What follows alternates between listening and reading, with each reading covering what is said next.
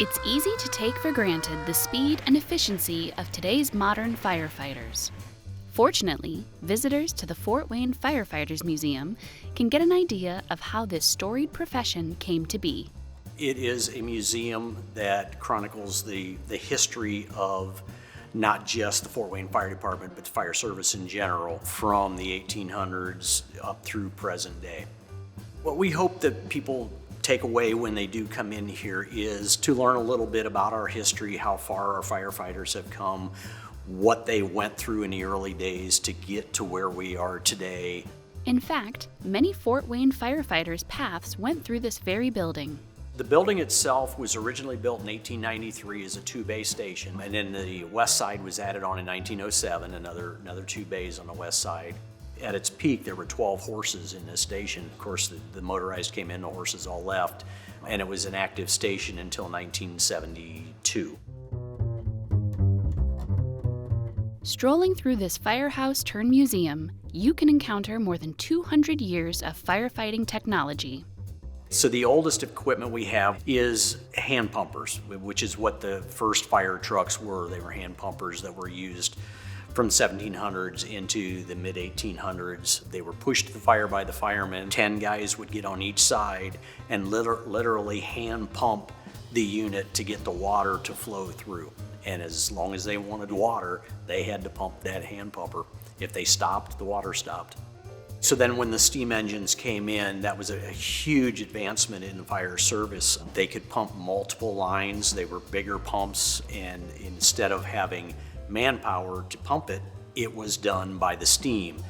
So what that allowed was, instead of needing 20 to 40 men like you did on the hand pumper, it only took 2 men to operate the steam fire engine, which also allowed cities to then create paid professional firefighters because they could afford less men at the fire scene. Then you start getting into the more modern fire trucks. They carried a lot more equipment on them. They went from piston pumps to rotary pumps, and they were more powerful. They could pump multiple lines, get a lot more water on the fire, carry a lot more equipment, more firefighters.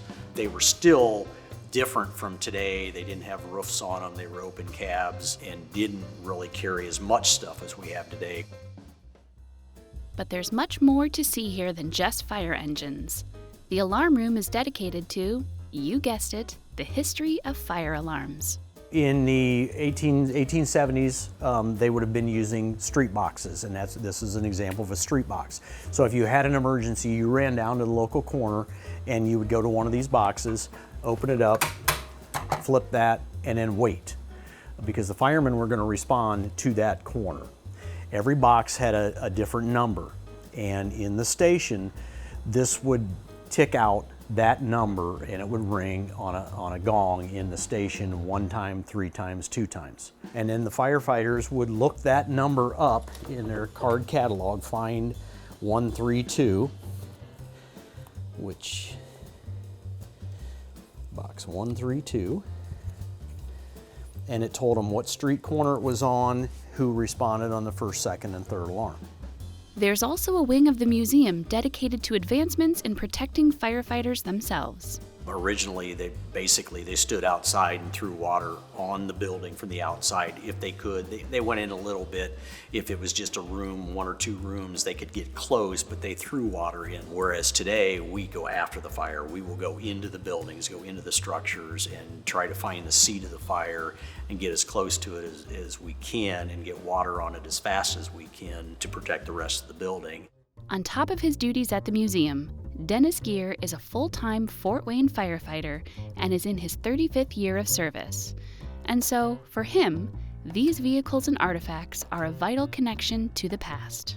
Well, I think it's important, at least for the firefighters, to know where we came from, what hardships the previous firefighters had to get us to where we are today, and how the advancements in technology and everything have really helped our service and allowed us to be better firefighters. As far as the public goes, it's nice to have this history so they can see how far we've come, and a lot of that stuff we have down here at the museum, that they can see what we do.